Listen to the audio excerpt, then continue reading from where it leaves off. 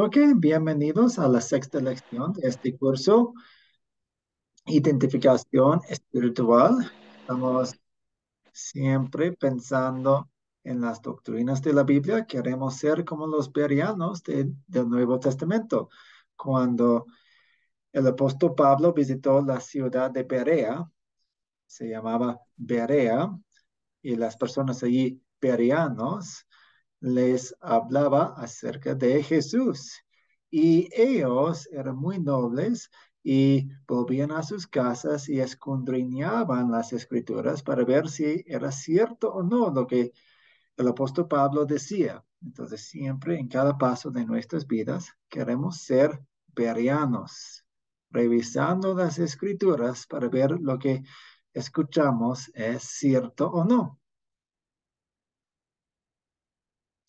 Y empezamos con una oración. Oremos. Querido Padre Celestial, te damos gracias por tu palabra inspirada y pedimos que nos mantengas fieles a ella. No nos dejes restar valor al consuelo del Evangelio, agregando requisitos a las escrituras o haciendo promesas que la Biblia no hace. En el nombre de Jesús oramos. Amén. Y tenemos las preguntas de Amén. repaso. Según el video, según el personaje del video, Eduardo, ¿cómo los evangélicos desestiman el evangelio que tanto aman? Entonces, muchas iglesias dicen que aman el evangelio, obviamente, pero algunos desestiman el evangelio. ¿Y cómo lo hacen? Se mencionaron dos cosas, una pista.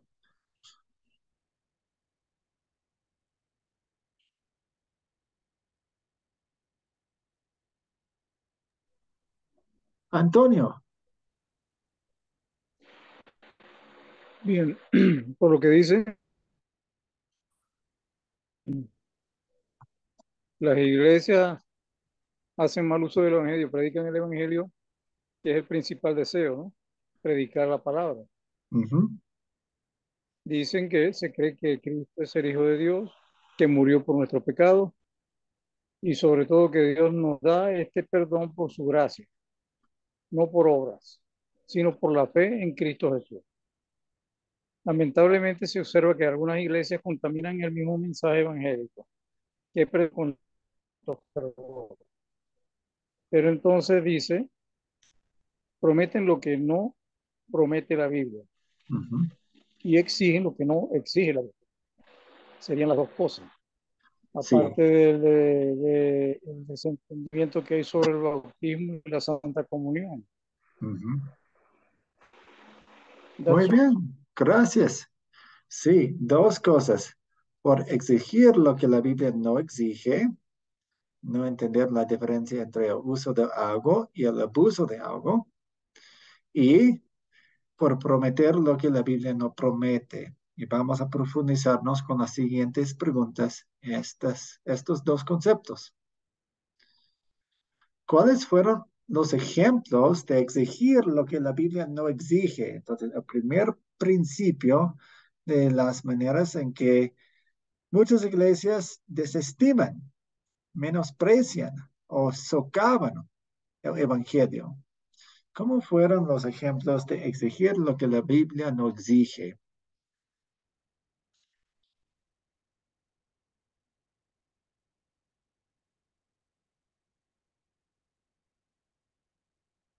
Piénselo, revise sus apuntes, piensen en el video.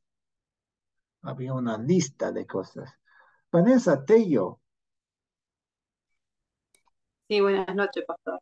Buenas noches. Lo que se exige y que no exige la Biblia, lo que pudimos ver en el video, es, por ejemplo, que está prohibido tomar, bailar, fumar, usar maquillaje, vestimenta, todas esas cosas para, para los evangélicos pentecostales es pecaminoso y está prohibido. Ujú, Y lo que nos decía en el video es que la Biblia no lo prohíbe, sino que hay una diferencia entre uso y abuso. No defendemos lo que es la embriaguez ni los bailes eróticos, pero sí puede ser un vals en una boda, un cumpleaños de 15, eh, por ejemplo, tomar una copa de vino en una comida no es pecado, pero en las iglesias pentecostales se prohíbe esto, generalmente. Ahora, yo lo que tenía que hacer, quería hacer una pregunta, pastor. Por ejemplo, mi iglesia, yo voy a la iglesia evangélica pentecostal, ¿verdad? Y en mi iglesia lo que ellos me dicen es, no te salva, esto, ellos lo que me dicen es esto, no te salva ni te condena, pero acá hay reglas que cumplir y estas son las reglas. Es Son las... ahí, me dejan solo ahí. ¿Puede repetir lo que dicen ellos?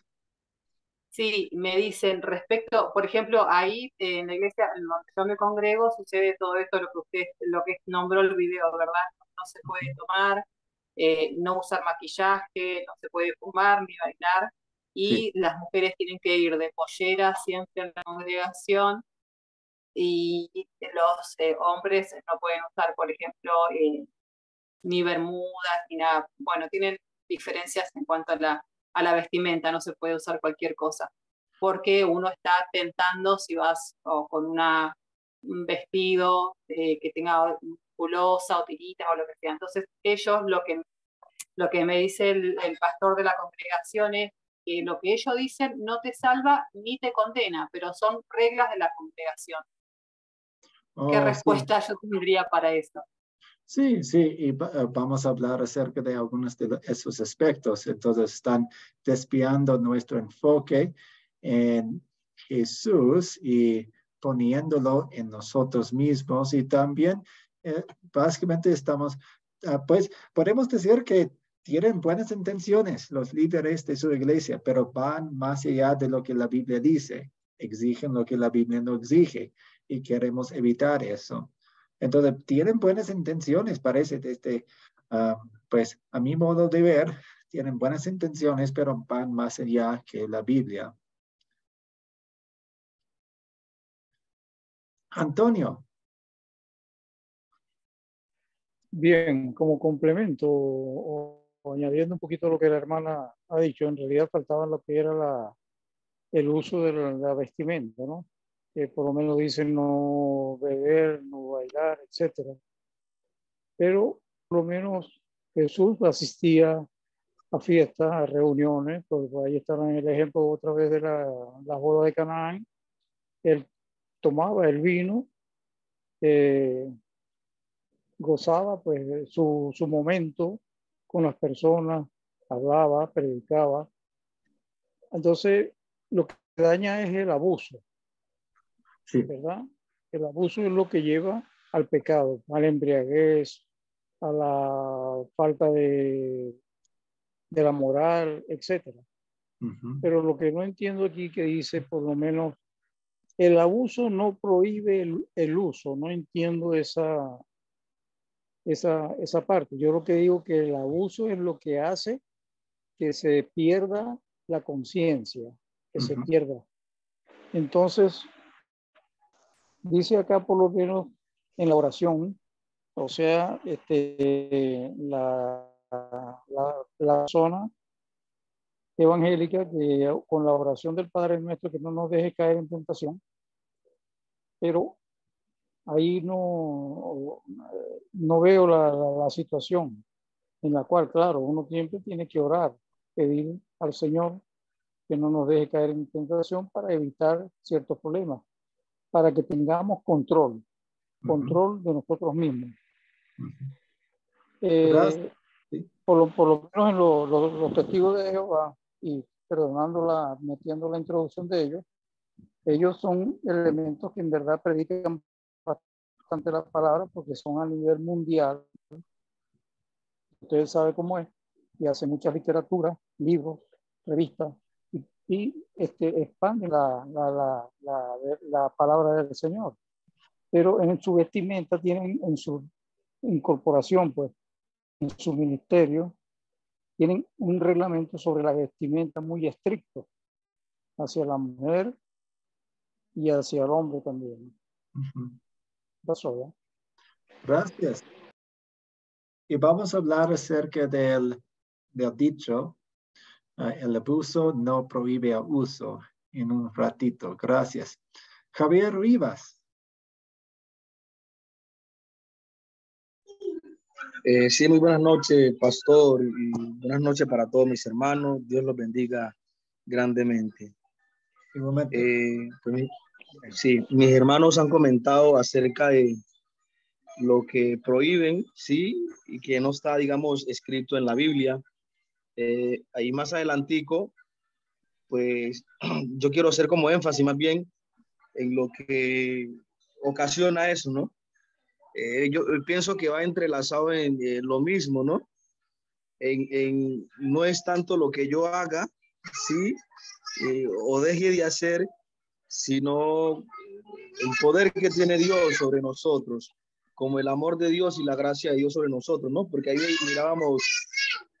mirábamos un ejemplo de cómo alguien se justificaba, ¿no? Que podía ser merecedor de la salvación porque había dejado de tomar, porque había dejado de fumar, porque había dejado de hacer ciertas cosas. Entonces, lo que entendí fue que está bien no hacer este tipo de cosas porque quizás muchas de ellas nos enferman nuestro cuerpo, nos hacen daño, pero no darle tanto el valor a las cosas, sino es que Dios está como por encima de todo, ¿no? Recuerdo lo que decía ahí, que eso nos lleva a que negamos la gracia de Dios, o sea, que más es por lo que yo he dejado de hacer que puedo tener la salvación y no por la gracia de Dios, y terminamos quitándole pues la gloria a Dios, ¿sí? Porque confiamos en que yo deje de hacer esto y esto, y quizás por eso me siento merecedor de la salvación. Fue lo que entendí de ese primer punto. No atribuirlo tanto a lo que dejo de hacer, sino más bien entender de que Dios está por encima de eso, ¿sí? Que Dios puede tener misericordia de mí por encima de eso. Con esto no estoy diciendo de que voy a hacerlo, que porque Dios me va a perdonar lo voy a hacer. No, porque uno debe saber lo que le conviene y lo que no. Muchas gracias. Sí, podemos tomar decisiones. Podemos decidir hacer algunas cosas, pero no queremos decir que la Biblia no exige algo cuando realmente no, pues no dice nada al respecto. Muchas gracias por sus respuestas aquí. Tengo algunos ejemplos. Prohibir el uso total de alcohol, fumar, bailar, usar maquillaje o joyas, exigir el diezmo, etc. Hay un sinfín de reglas que nos ponen muchas iglesias. Ahora, quiero repetir, Dios no quiere la borrachera. De hecho, odia la borrachera y odia el abuso que viene de la borrachera. Muchas personas son dañadas físicamente, emocionalmente y espiritualmente cuando son abusados por personas borrachas. Y Dios odia eso. Dios no quiere que nos emborrachemos, pero no prohíbe todo uso de alcohol. Por ejemplo, yo me gusta tomarme una cerveza con una pizza cuando estoy comiendo pizza. No es un pecado porque estoy haciéndolo en moderación. Ahora, si estoy en una fiesta, tal vez me tomo y a veces no me tomo, pero siempre en moderación. Y también hay otros principios aquí. Si estoy en la presencia de una persona quien tiene sensibilidades, es alcohólico o está batallando con el alcohol, tal vez voy a abstenerme y no voy a tomar nada porque no quiero ser una tentación para esa persona, pero lo hago dentro de mi libertad cristiana. Otra vez, repito, Dios no quiere la borrachera, pero no prohíbe todo uso de alcohol. Unos de ustedes en las respuestas mencionaron buenas cosas. Jesús tomaba. Jesús hizo en su primer milagro, vino para una fiesta. También bailar. quiero hacer hincapié en aquí. Dios no quiere que bailemos con lujuria, pero no prohíbe todo baile. También el uso de maquillaje o joyas. Dios no quiere que encontremos nuestra identidad y nuestra satisfacción en nuestra belleza, pero no prohíbe todo uso de maquillaje y joyas. Hay una línea. No queremos pasar la raya diciendo más que la Biblia dice. Siempre queremos decir exactamente lo que la Biblia dice y nada más. ¿Cuáles son sus preguntas? Oh, el diezmo. El diezmo también. El diezmo fue parte del Antiguo Testamento. El diezmo fue para los del Antiguo Testamento. Ahora, nosotros quienes vivimos en la época del Nuevo Testamento, tenemos otros principios. El diezmo no es exigido entre nosotros, los cristianos, en la era del Nuevo Testamento. Yo puedo citar el segundo de Corintios 9:7. Dios sí quiere que demos. Dios sí quiere que apoyemos al ministerio. Dios sí quiere que demos a los que necesitan, pero no nos pone un porcentaje específico. Podemos decidir. Voy a leer 2 de Corintios 9:7.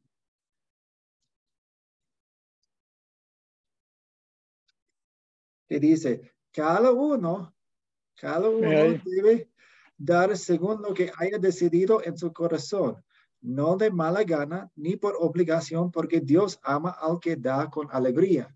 Dios quiere la motivación del evangelio. Dios quiere que decidamos cuánto vamos a dar. No nos pone una cantidad específica. Vuelvo a repetir para que se quede muy grabado en nuestras mentes. Cada uno debe dar según lo que haya decidido en su corazón. No habla de diezmos ahí. No habla de porcentajes ahí. Porque nosotros tenemos la libertad.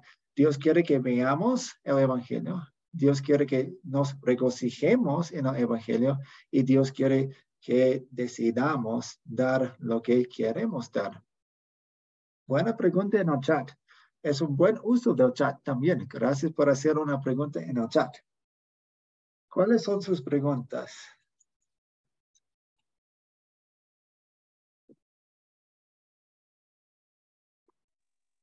Egberto.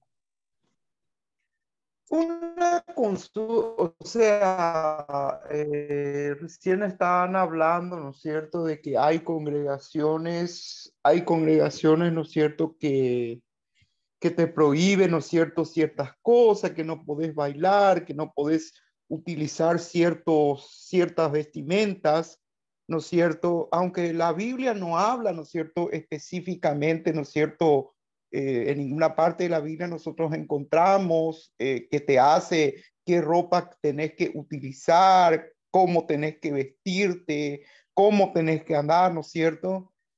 Pero la palabra te dice en 3 partes, por ejemplo, te dice en Primera de Corintios capítulo 6, dice que nosotros somos templo del Espíritu Santo y el Espíritu que está en vosotros santo es, dice.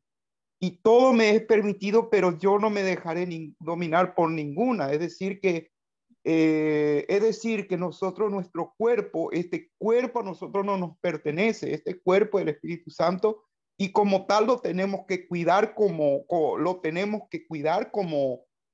si fuera santo, ¿no? Si este es un templo del Espíritu Santo, yo creo que uno no le puede vestir o no le puede tener de cualquier manera, ¿no es cierto? Y aparte que nosotros también somos luz, ¿no es cierto? Nosotros tenemos que marcar, se me hace, la diferencia de los mundanos y de los creyentes, porque se me hace. Y también todo me es permitido, pero yo no me dejaré dominar por ninguna. Todo nos está permitido, pero que pero no abusar de esas cosas. Pues usted está hablando acerca de principios. Queremos aplicar principios a nuestra vida. Entonces queremos cuidar nuestro cuerpo, pero eso no quiere decir que Dios prohíbe que yo tome una cerveza. No queremos decir más que la Biblia dice. La Biblia no prohíbe todo alcohol, por ejemplo. Entonces yo no voy a prohibir todo alcohol. Vanessa. Sí, pastor, disculpe, pero yo sigo con las dudas. Y acá en Deuteronomio volví a encontrar que, por ejemplo, en Deuteronomio capítulo 22 de Reina Valera estoy hablando, versículo 5 dice, no vestirá la mujer traje de hombre, ni el hombre vestirá ropa de mujer, porque abominación es a Jehová, tu Dios, cualquiera que esto hace. Este versículo es lo que siempre nos dicen, nos hablan de sobre este versículo en congregación, diciéndonos que ellos se basan en eso para enseñarnos lo que debemos de vestir. ¿Cómo explica eso? Sí, la moda cambia todo el tiempo y pues nosotros no somos israelitas en el Antiguo Testamento, entonces tengamos cuidado con las citas bíblicas del Antiguo Testamento. Dios siempre busca la motivación. A ver, la manera en que las mujeres se visten y los hombres se visten hoy en día es completamente diferente que hace 100 años. Entonces siempre está cambiando. Entonces, en cuanto a si un hombre quiere, por ejemplo, ser una mujer y empieza, según su cultura, a vestirse como una mujer, vamos a tener una conversación con él. Pero yo no usaría ese versículo porque viene del Antiguo Testamento, viene de algo para los israelitas en ese entonces. ¿Eso tiene sentido, Vanessa? Sí, pastor, gracias. Entonces, a ver si entiendo bien, por fin media confundida, disculpe. Lo del Antiguo Testamento, después de que vino Jesús, vivió y murió por nuestros pecados, no tiene, como que no tiene validez la Biblia. ¿Por qué está en la Biblia? ¿Qué hacemos con esa parte del Antiguo Testamento? Sí, por ejemplo, no sacrificamos y ponemos, porque Jesús se sacrificó a sí mismo por todos. Entonces no sacrificamos, estudiamos eso para entender un poco más acerca del sacrificio de Cristo. Siempre queremos ver quién está hablando, a quién está hablando. Dios está hablando a los israelitas del Antiguo Testamento en ese momento. En otros momentos podemos encontrar principios y leyes morales que se aplican a todo el mundo. Por ejemplo, en los 10 mandamientos encontramos partes como no matarás o no cometerás adulterio. Pues viendo en el Nuevo Testamento, vemos que se repite ese mandamiento. Entonces podemos ver que es algo que es para todo el mundo de todos los tiempos. Entonces vamos a encontrar la ley moral que es para todo el mundo de todos los tiempos en el Antiguo Testamento, pero también vamos a encontrar pasajes que se aplican directamente a los israelitas del Antiguo Testamento. Podemos estudiarlo y aprender algo, ganar, adquirir sabiduría, pero tengamos cuidado de aplicar todo directamente a nosotros. ¿Eso tiene sentido, Vanessa? Sí, pastor, muchas gracias. Gribaldo. Muy buenas noches, bendiciones, hermano. Bendiciones, pastor. Sobre esos puntos quería, no sé si dar una pequeña explicación adicional, porque si vemos, como mencionaste en Levítico, que dice que no se vestirá como hombre la mujer, ni la mujer como hombre, en ese tiempo se usaban una especie de sábanas encima de todo el mundo. Lógicamente, el de la mujer era mucho más larga que los hombres, llegaba hasta los tobillos, y los hombres era hasta las rodillas. O sea, ropa propiamente dicha como se lee o como nosotros actualmente no existía en ese momento, aparte de que los hombres tenían el cabello no podía llegar el cabello a la altura de los hombros, ¿verdad? Pero las mujeres sí podían tener el cabello mucho más largo con respecto a lo que era la manera de vestirse y de llevar el cabello. Así que me imagino que se referían directamente a esos detallitos con respecto a eso. Sobre respecto a los sacrificios se hacían solamente en el templo. O sea que cuando el templo se destruye en el 70 por los romanos, ya no hay más sacrificio de ningún tipo de animal, igual que las otras veces que destruyeron el templo por los babilónicos, ¿verdad? Así que el sacrificio solamente se puede hacer en el templo. Por eso que quieren hacer un tercer templo para poder hacer o practicar otro tipo de sacrificio según lo que he escuchado sobre la cultura esta. También escuché sobre el licor. Bueno, si leemos Lucas 7:33, que hablan de Pablo, ¿verdad? Lógicamente ahí nos señala que ni bebía pan, ni tomaba licor y decían que estaba loco. Y después más abajo en el 7:34 vemos que el hijo del hombre, que es comelón y bebedor de vino, señalando a nuestro propio Señor Jesucristo, que era comelón y tomaba vino. Y también lo vemos, creo que en Pedro, que señalan que no bebas agua porque estás mal con el estómago, lo que tienes que beber es vino. O sea, vemos pasajes que nos señalan la utilización del vino. Lógicamente, podemos decir que era la manera de conservar o asegurarse de que el agua fuera más potable, que no se fermentara, no se dañara, así que los romanos le echaban un poquito más de vino con hierbas aromáticas, que fue lo que le dieron supuestamente lo que le dieron a Jesús, pero era la manera de conservar porque no había lo que tenemos ahora de potabilización del agua y cuestiones de estas. Así que eso es lo que la gente generalmente tomaba, un poco de vino, siempre con moderación, con cuidado de no abusar, porque tampoco te sirve tener un soldado borracho, ¿verdad? Así que y ellos tenían una disciplina muy estricta, así que muy poco se hacía eso. Pero sí mencionan muchos versículos, ya te mencioné que el mismo Jesucristo tomaba vino, pero todo tiene que ver con moderación.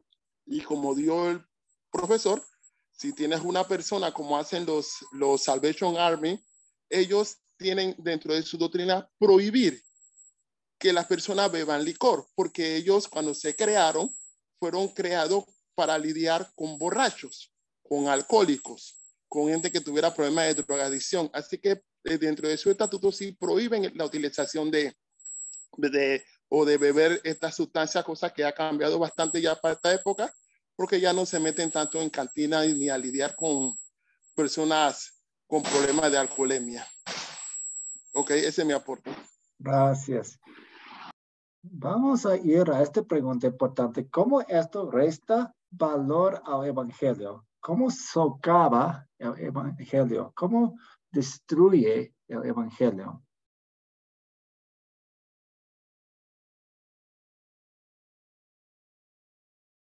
Piénselo. ¿Cómo destruye el evangelio o nos desvía del evangelio? Antonio. Bueno, nos dice que contagia el evangelio, que disminuye el papel de nuestro Señor Jesucristo como nuestro Salvador. La mayoría, como cuando Jesús predicaba, y entonces la gente iba en multitudes, cuando hubo el momento que había mucha gente, se hizo muy tarde, tuvieron hambre e hizo la primera multiplicación de los panes y los peces. La gente viendo esto hacía más seguimiento. La segunda vez pasó igual hasta que Jesús le dijo: ustedes vienen por mi palabra, por la salvación, o vienen por el pan. Entonces, es ahí una como un ejemplo. Dice entonces que al diablo no le importa que uno tenga una relación con Cristo, sino que quiere que no la tengamos con relación a la salvación, a la absolución de los pecados. Gracias, Antonio. Vanessa.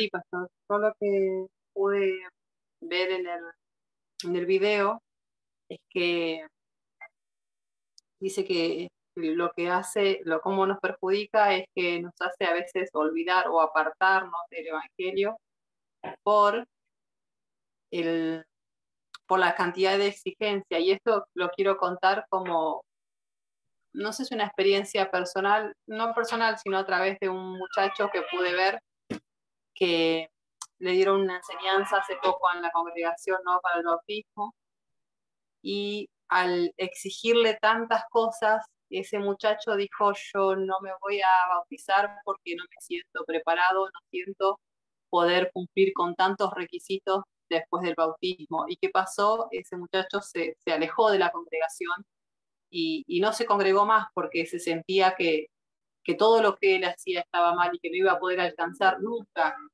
lo que se le exigía. Entonces, no se logró el objetivo ahí, que era realmente que ese hombre recibiera a Jesús como Salvador y predicar el Evangelio, sino que se le exigieron muchas obras. Este es un ejemplo claro de lo que nos decía el video. Ese es mi aporte. Gracias. Claudia.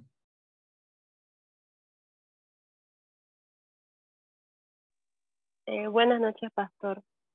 Pone cargas innecesarias en el corazón de las personas que están tratando de aprender la palabra de Dios, y al sentirse presionadas por tantas prohibiciones que en realidad la Biblia no prohíbe, entonces se alejan porque sienten que no pueden, como somos seres humanos y todo el tiempo estamos pecando, sienten que no pueden cumplir con todo eso. Sí. Entonces son cargas que la Biblia no nos pone. Javier Rivas. Sí. Bueno, ¿cómo resta valor al Evangelio? El Evangelio es la buena noticia, ¿no es cierto? Y el Evangelio es para salvación. Entonces nos dice que nos hacemos vulnerables a los ataques del demonio, de Satanás. Dado que ante tantas exigencias vemos nosotros la salvación como un imposible, ¿sí? Como que está lejos, ¿sí? No puedo yo con tantas cosas, con tanta carga, ¿ya? La invitación es lo contrario. Sí hay dificultades y hay situaciones, pero el Señor nos ayuda a aliviar esas cargas, ¿no?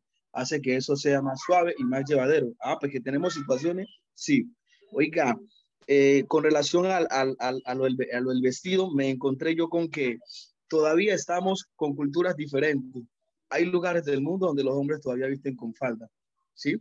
Entonces, yo tenía esa pregunta sobre el tema de si vestir así o vestir acá. Entonces, pues ahorita lo que yo puedo decir por la experiencia vivida y lo que he podido entender es que pues el Señor mira el corazón de la persona, el Señor mira el corazón del ser, porque si nos fijamos en vistamente, en el vestido, nos encontramos con el choque cultural. Hay todavía culturas que utilizan trajes largos, sotanas, ¿sí? Otro donde utilizamos pantalones, hay otra donde los hombres utilizan falda. Entonces ahí ya entraría lo que es la cultura, ¿sí? Pero el Evangelio no mira la cultura, sino que él va llevando un mensaje de salvación. Gracias, Javier. Lucía. Amén, pastor, gracias. Pues a mí me gusta mucho este tema y me hace mucho reflexionar sobre la importancia del Evangelio, que es el amor de Jesús mostrado en la cruz para nosotros. Yo lo que puedo entender de todos los comentarios muy buenos de todos los hermanos es que la importancia de vivir una vida en el Espíritu, porque dice Dios que tales adoradores busca que le adoren en espíritu, y el Espíritu Santo es un regalo que Dios nos dio, un consolador, para que vivamos en Él y que todos los días perfeccionemos nuestra vida, y Él nos guiará por el camino de la verdad. Es importante activar nuestra vida en el Espíritu porque Él nos va a ayudar a decidir qué es correcto y qué no es correcto. Recordemos que Dios es santo y la Biblia dice que sin santidad nadie verá al Señor. Esta es una relación entre tú y Dios, de lo que tú vas a hacer y de lo que no vas a hacer, porque todo lo podemos hacer, todo lo que en el mundo lo podemos hacer, pero ojo, por todas esas cosas nos juzgará Dios. ¿Qué es mejor? no hacerlo o no hacerlo. Y eso te lo va a dictar el Espíritu Santo cuando llevas una vida en comunión con Dios, en su palabra, en la oración y en todo lo que Dios nos ha mandado a cumplir. Y pues yo creo que esa es mi aportación. Sometamos nuestra vida a Dios y vivamos de acuerdo a su palabra y a lo que su Espíritu Santo nos guíe, porque Él es nuestra guía en este caminar, en este peregrinaje. Y Él nos va a ayudar a despojarnos de lo que no y de lo que sí debemos hacer. Muchas gracias, Lucía. Sí, debemos ir a la Biblia y no queremos decir más que la Biblia dice. Ahora, no esperan una vocecita en su corazón, esperando la voz del Espíritu Santo. El Espíritu Santo ha hablado a través de la Biblia. Escuchemos la Biblia. Hagamos caso a la Biblia. Gracias. Entonces, para resumir un poco, hacer demandas donde la Biblia no hace demandas, no solo carga la conciencia de una persona, sino que también tiende a enfocar a la persona en lo que está haciendo por Dios y desestima lo que Dios ha hecho por él. Inconscientemente puede llevar a las personas a concluir que están participando en su salvación y finalmente conduce a una caída de la gracia. También apela al orgullo del hombre, como diciendo, mira lo que estoy haciendo por el Señor. En el video se mencionó de dos personas hablando y una persona hablaba acerca de tantas cosas que hacía y tantas cosas que dejó de hacer y finalmente la otra persona le pregunta, ¿y de qué de Cristo? Sí, casi se me olvidó. Sí, Cristo me salvó, pero su enfoque estaba en sí mismo. Esto retira la atención de Cristo y le quita la gloria que solo Él debería tener. Ahora, ¿cuáles fueron ejemplos de prometer lo que la Biblia no promete?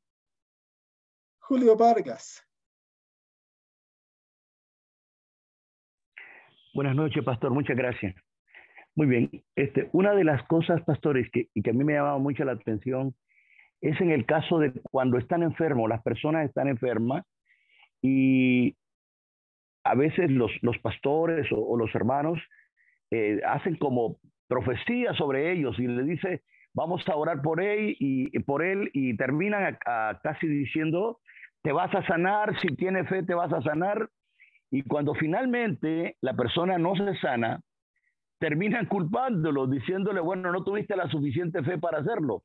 Esas son cosas incorrectas que realmente me imagino que trae tristeza a los miembros, a las personas.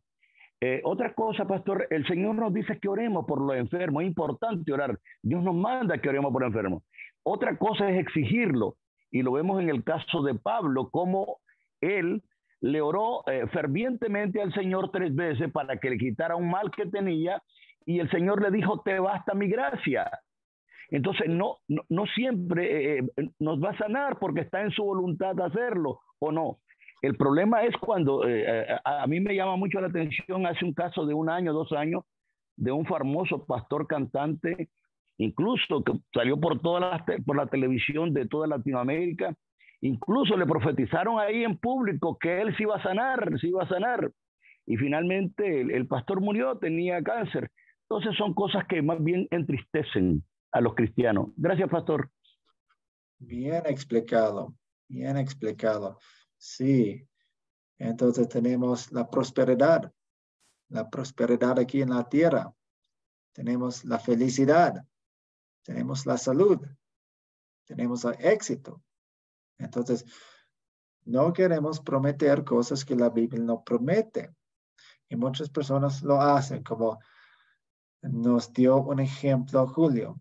Antonio, usted tenía su mano levantada. Sí, hermano, con lo que dijo el hermano es correcto con referencia a la salud, y usted agregó lo demás, la prosperidad. Ante todo eso, la mayoría de los que nos congregamos oímos esto: vais a ser prosperados porque tenéis fe, seguir las palabras del Señor, etcétera. Y yo en verdad lo veo contraproducente porque nosotros vamos a una misión de acercarnos al Padre Celestial en algo teológico, algo espiritual. Entonces están desviando hacia lo material. Claro, hace falta el dinero para uno poder solventar ciertas situaciones, pero no darle a entender a la persona que esa casa que tú sueñas la vas a tener. Ese camionetón 4x4 que tú quieres la vas a tener. Entonces suceden muchas cosas así. Yo lo veo como un poco incontraproducente. That's all. Gracias, Antonio. Javier Rivas. Sí, mi hermano, pues yo estoy aprendiendo cada día más de la palabra, pero con relación a este tema, resulta que acá en la parte de donde yo vivo, pues, en la iglesia cristiana evangélica, tengo claridad que hasta el año 2000 ellos anunciaban el evangelio del fin del mundo, de que se iba a acabar. Lo recuerdo porque yo estaba muy pequeño y pues sentía esa preocupación y veía esa preocupación de que se acababa y que se acababa, y hablaron de los mayas y que ya predijeron y la gente, ¿no? Uno veía que esto se va a acabar y muchos yendo a la iglesia, congregándose, bautizándose. Llegó el año 2000 y no pasó nada. Y desde el año 2000 para acá, la iglesia evangélica que usted va o prende la televisión y escucha hablando de prosperidad, ¿sí? El evangelio de la prosperidad. Ya no es el evangelio del fin del mundo, sino el de la prosperidad. No sé si estoy errado o si es de pronto yo que lo haya visto, pero desde el año 2000 para acá solo hablan en las prédicas de prosperidad y caravanas, ¿cómo se llama eso? Como que caravana, algo así, sobre la prosperidad y prosperidad y prosperidad. Pero si uno mira la realidad de las personas que se congregan, están en situaciones precarias la mayoría, en situaciones difíciles. Entonces la pregunta pues que yo me hago a modo de querer aprender más es, ¿será que la gente no tiene la fe suficiente, que no llega a esa prosperidad? ¿O es que le están vendiendo un mensaje errado a la persona? ¿Sí? O sea, lo hago a modo de pregunta, ¿no? Porque me disculpan, pero pues es lo que se mira, pastor, y esto ya es para aclarar mis dudas. Uno mira, pastor, no es hablando mal, sino es la realidad, en full camioneta, bien, y todo, y nosotros que somos la feligresía, pues andando a pie y pasando trabajo, y estamos hablando de lo mismo, ¿no? Entonces, pues uno siente como que, bueno, ¿qué es lo que pasa aquí? Ya, o le venden a uno una información que no es, o no funciona, o cómo decir. Entonces, no sé. Sí, sí. Entonces, están prometiendo cosas que la Biblia no promete y por eso se sienten deprimidos y fuera de la fe y tienen dudas, porque esos pastores, tristemente, les dicen cosas que la Biblia no dice. Sí, y de hecho voy a seguir aquí. ¿Cómo eso le resta valor al Evangelio? La promesa del Evangelio es perdón y la vida eterna es la perfección en el cielo. Siempre me hago la pregunta y les hago la pregunta a otras personas, ¿qué es el problema más grande para la humanidad? Y es la relación rota, es el pecado. Es la relación rota que tenemos con Dios. Muchas personas y las iglesias que predican la prosperidad, el evangelio de la prosperidad, no ven muchas veces el problema más grande que es el pecado. El evangelio de prosperidad pone énfasis en Jesús como nuestro médico, nuestro terapeuta, nuestro asesor financiero, entre otros roles, y deja en segundo plano su papel como nuestro Salvador. Entonces, para ellos, o por lo menos por la impresión que dan ellos, Jesús como Salvador no es tan importante. Y la predicación de la prosperidad busca hacer un cielo en esta tierra, a veces hasta el punto de que olvidemos que el cielo es nuestro hogar y que no somos más que peregrinos y extranjeros aquí en esta tierra. Freddy, adelante. Freddy, su micrófono. Hola, hola. ¿Me escuchan? Sí. Buenas noches, pastor, y buenas noches a todos. Mire, hablando ahí del tema de los pastores que predican o los evangélicos que hacen sus predicaciones. Por ejemplo, yo vi muchas cosas que son erradas porque, digamos, los prometen salvación, los prometen que se van a sanar de una enfermedad u otra enfermedad, pero realmente es errada. Porque es verdad, porque ellos nada más abusan de de ser representantes de la iglesia o algo para hacer cosas que no están en la Biblia y cosas que están mal vistas por el Creador, por Jesús. Buena observación. Antonio. Sí, en una forma resumida, corta, por lo que según en realidad nosotros los seres humanos, cuando tenemos nuestra supuesta fe que pedimos al Señor, pedimos al Padre, le pedimos a Él que nos resuelva los problemas, pero olvidamos que queremos tener camino hacia la verdad, hacia la liberación de nuestros pecados. Pero le tomamos la mayor importancia y como usted ha dicho, nosotros aquí somos peregrinos, pasamos por el mundo y tenemos que prepararnos para el verdadero mundo espiritual. That's all. Amén, amén. Gribaldo. Bueno, ese evangelio que es muy popular en este tiempo de la prosperidad, siempre me ha llamado la atención porque ponen a la gente a hacer algunos tipos de sacrificios para lograrlo. Pero esta práctica la vemos mucho más atrás. Esta práctica viene de los saduceos. Los saduceos eran personas de poder, de plata, para los tiempos, los tiempos bíblicos de hebreo, que por su poder y su plata, ellos pensaban que eso era bendición de Dios para ellos. Por eso tenían ese comportamiento arrogante y prepotente frente a la gente y no le hacían caso. No creían en la resurrección y pensaban que lo que Dios le había dado en este mundo, sus riquezas, era una bendición de parte de Dios por hacer las cosas de forma correcta.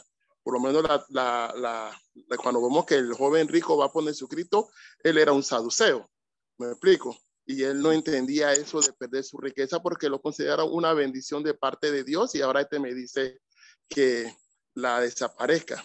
Pero también eso de que se va a acabar el mundo también lo tenemos de parte de los bautistas en el año 840 y tanto, que también pensaban que Jesucristo iba a llegar en su segunda venida. También cayeron en ese mismo error los adventistas, ¿verdad? Ya mucha gente no se acuerda de eso, ni lo estudia, ni lo piensa, pero ya ha sido algo muy cotidiano que se ha dado y ahora vemos cómo se ha levantado el pueblo con esto del evangelio de la prosperidad, y si Dios te prospera es porque Dios te está bendiciendo y las cosas las estás haciendo de manera correcta, cuando en realidad las cosas las hace Dios. Todo nuestra relación es de parte de Dios y tenemos que confiar en su voluntad.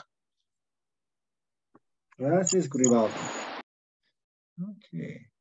Entonces vamos a resumir un poco, luego vamos a orar y para los que quieran, yo me quedo después para hablar un poco más sobre el bautismo de los infantes. Entonces, primero un resumen, luego oración y luego pueden despedirse. No es obligatorio quedarse, pero me quedo un poco más tiempo para hablar acerca del bautismo de los infantes. Para resumir, hay dos peligros al evangelio. Hablamos acerca de exigir lo que la Biblia no exige y hablamos acerca de prometer lo que la Biblia no promete. Y también hablamos acerca del abuso, no niega el uso. Entonces, el hecho que alguien abusa de alcohol no quiere decir automáticamente que yo no puedo tomar. Dios no quiere el abuso de alcohol, por ejemplo.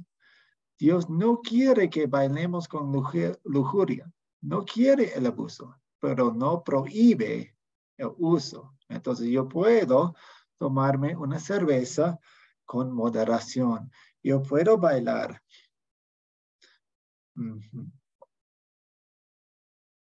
Exigiendo lo que la Biblia no exige, pone el énfasis sobre el hombre cuando debe de estar sobre Dios.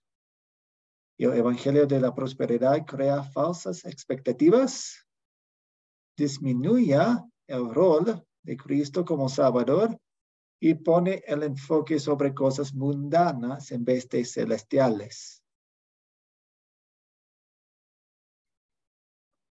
Muy bien, muy bien. Vamos a orar. Dios Padre Celestial, te damos gracias por el evangelio. Te damos gracias por salvarnos. Te damos gracias por ayudarnos a entender tu palabra mejor. Ayúdanos a no exigir lo que tú no nos exiges en la Biblia. Y ayúdanos a no prometer cosas que tú no nos prometes en la Biblia. Ayúdanos a mantenernos en el camino recto, en tu palabra, en tu Biblia. En el nombre de Jesús oramos. Amén. Amén, pastor. Amén, pastor. Amén, pastor. Gracias, Buenas pastor. noches, muchas Bendiciones. Bendiciones. Buenas noches. Have a nice dream. Buenas Gracias. noches, Dios la bendiga. Buenas noches, bendiciones, hermanos. Bendiciones, pastor. Buenas noches. Chao, Buenas buenas noches a noches. todos. Buenas noches, feliz fin de semana para todos. Muchas gracias, mi pastor, y gracias por el mensaje, hombre. Dios nos bendiga grandemente y vamos avanzando. Excelente. Ok, Have a good weekend. igualmente. Voy a compartir una pizarra.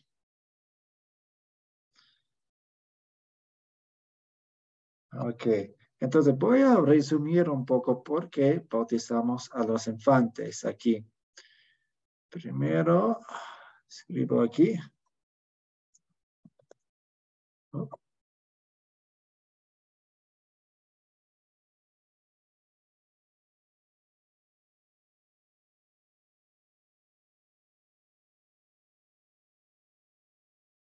Bautismo de los infantes. Muy bien. Entonces, hay muchas razones por las cuales bautizamos a los infantes. Yo voy a resumir 4 aquí y luego podemos seguir la conversación. Oh, parece que Javier está jugando con mi letra un poco. No sabía que tenía la capacidad de hacer eso. A ver, entonces primero, ¿por qué bautizamos a los infantes? Primero, la primera vez.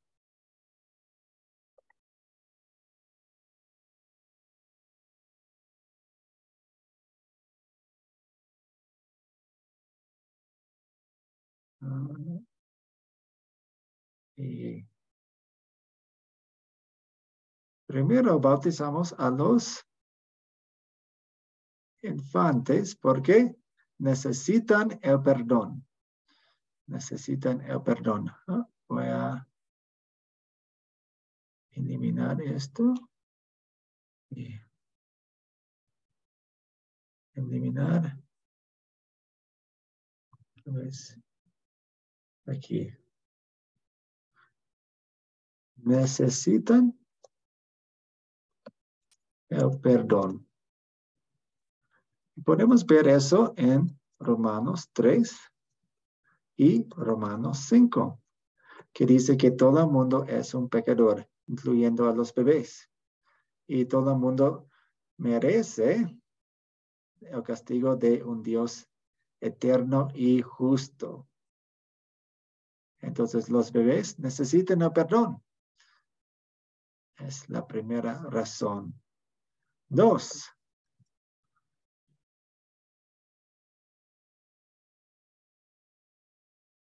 El bautismo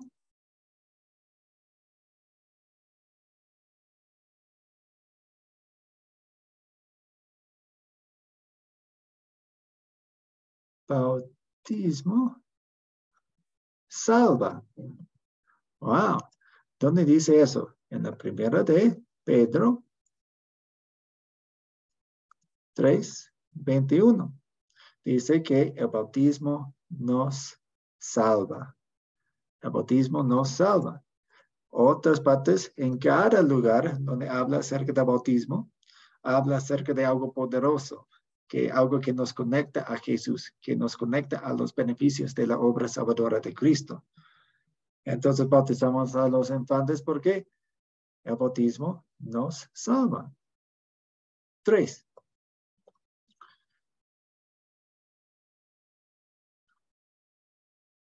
Jesús manda que bauticemos a los bebés.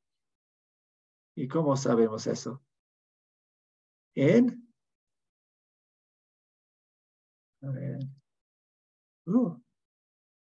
Interesante. No sabía. Jesús manda. Y dice eso en Mateo 28, cuando dice, haciendo discípulos, hagan discípulos a todas las naciones, bautizándolos. Y finalmente, bautizamos a los infantes. ¿Por qué? El Espíritu Santo, Dios crea la fe.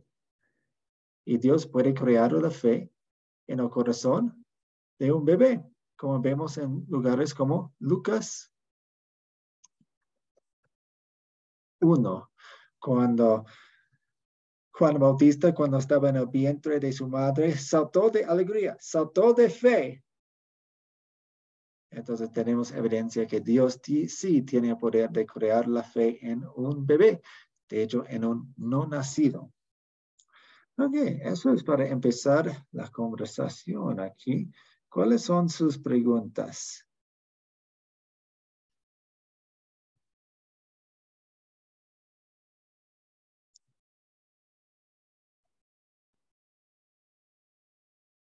Rivaldo. Bueno, les digo la verdad, pastor. Yo sobre el bautismo de infante estoy bastante claro ya hace buen rato. ¿Me explico? Así que mi pregunta va sobre el bautismo, pero no directamente sobre ese tema. ¿Me explico? Lo que quiero señalar es lo siguiente. Cuando los fariseos se le acercan a Jesús y le dicen, si no eres Elías, no eres el Cristo, ¿por qué bautizas? ¿Eso quiere decir que el bautismo venía desde el tiempo de Elías? Pues ellos estaban preguntando sobre su autoridad. Entonces, solo una persona grande, importante, puede hacer cosas tan grandes. Entonces, no se refiere a un punto cuando bautizaban. Se refiere más a la autoridad. Ok.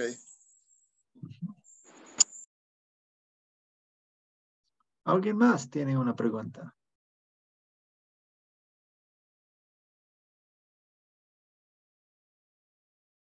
Rivaldo.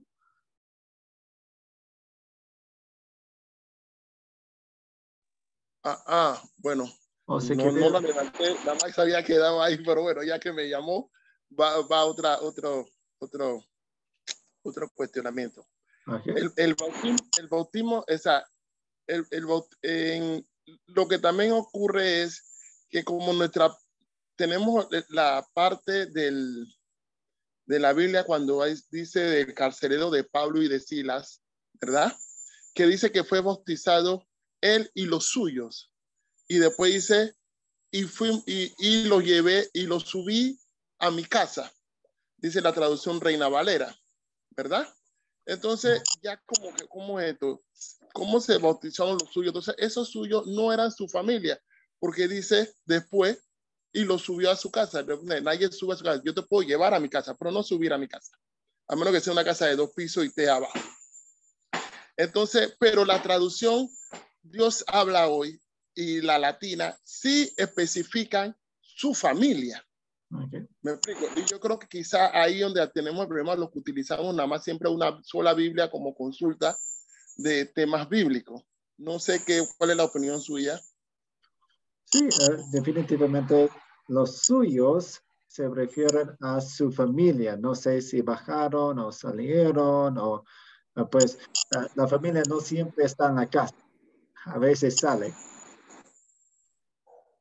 Ok, perfecto. Ok, pues muchas gracias. Espero que tengan un buen fin de semana. Yo voy a colocar más información sobre el proyecto final en el grupo de fin de semana. Entonces, ojo ahí. Van a ver información sobre eso. Entonces, bendiciones y fin de semana. Gracias.